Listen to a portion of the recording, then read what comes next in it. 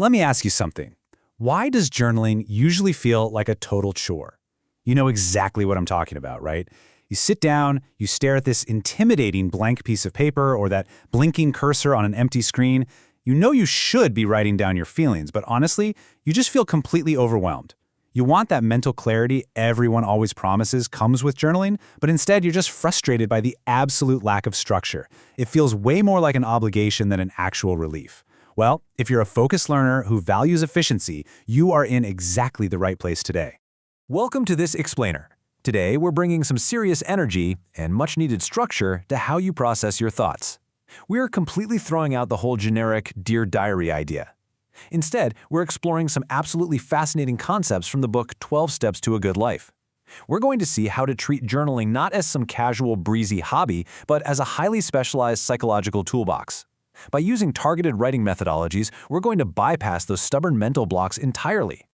Okay, let's dive right into this. Here is our roadmap for today. First, we'll look at the blank page problem. Second, targeted methodologies. Third, Tool 1, which is the character sketch. Fourth, Tool 2, unsent letters. And finally, we'll wrap up with rules for safe practice. Let's get to it. Section 1. The blank page problem. Basically, how we get trapped by the blank page. So here's the deal. When you do generic journaling, just sort of aimlessly writing about your day, it really often leads to what the source text brilliantly calls passive-aggressive stagnation. You basically just end up using the page to vent anger or repetitively ruminate without ever actually resolving the underlying issues. It's incredibly frustrating. But with targeted journaling, we use structured tools and specific prompts to get solution-oriented clarity. We're not just complaining to paper anymore, we're actively trying to fix interpersonal conflicts and actually understand ourselves. It's a real game changer. Section 2. Targeted journaling methodologies. These are your new psychological tools. Now, what's really interesting about this quote from Wilson and Branch is how perfectly it sums this up. When you feel bad, put your thoughts on the pad. That is the breakthrough mechanism right there. See, thoughts and feelings are so tightly intertwined. Getting those swirling, chaotic thoughts out of your head and making them physically visible on paper, it's absolutely fundamental for your emotional health. It literally stops the anxiety cycle in its tracks. Think of targeted writing like a giant pressure valve. These aren't just those casual, generic writing prompts you find floating around the internet. They are highly focused psychological instruments.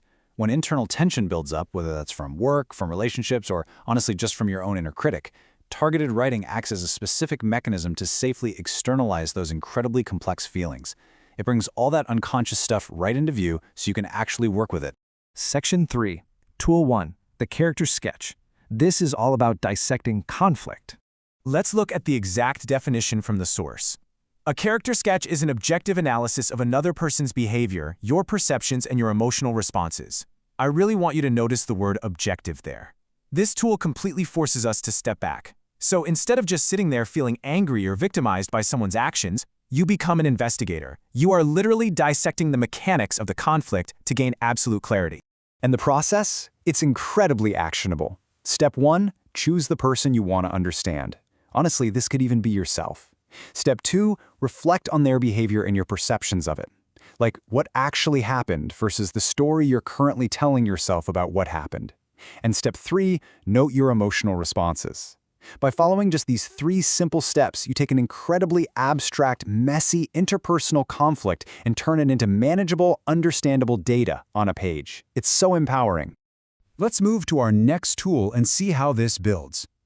Section 4, Tool 2, Unsent Letters, the private outlet. An unsent letter is exactly what it sounds like, but it is a profoundly private therapeutic outlet. It gives you permission to express your absolute rawest, most unfiltered anger, hurt, or sadness completely safely.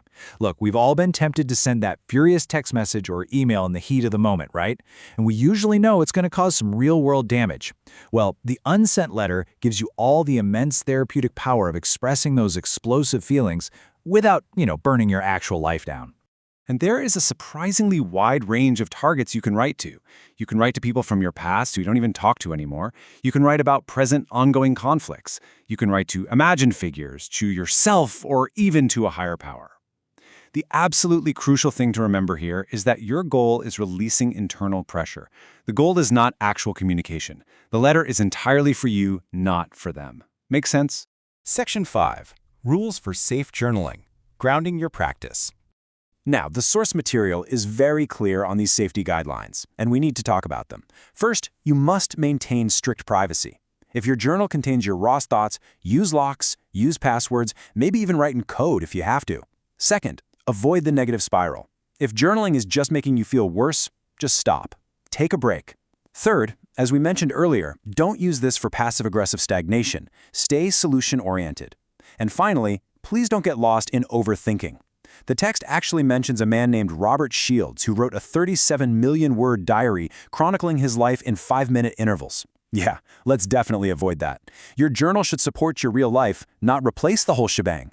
So the crucial point is summarized perfectly in this quote from M. Scott Peck, which is featured right in the text. Emotional sickness is avoiding reality at any cost. Emotional health is facing reality at any cost. By using these targeted journaling methodologies, by sitting down and actually doing a character sketch or writing an unsent letter, you are making the incredibly brave, conscious choice to face reality. You're flat out refusing to avoid it. I really want you to think about that for a second. How does this apply to your current interpersonal conflicts? Where are you avoiding reality right now just because it's a little uncomfortable? And how can simply putting a pen to paper and mapping out that conflict help you finally face it head on? I'm going to leave you with this final, provocative thought. Who do you need to write an unsent letter to today? Think of that one person, or maybe that one situation that is just taking up way too much space in your head right now. Grab a piece of paper, set a timer, and let it out safely.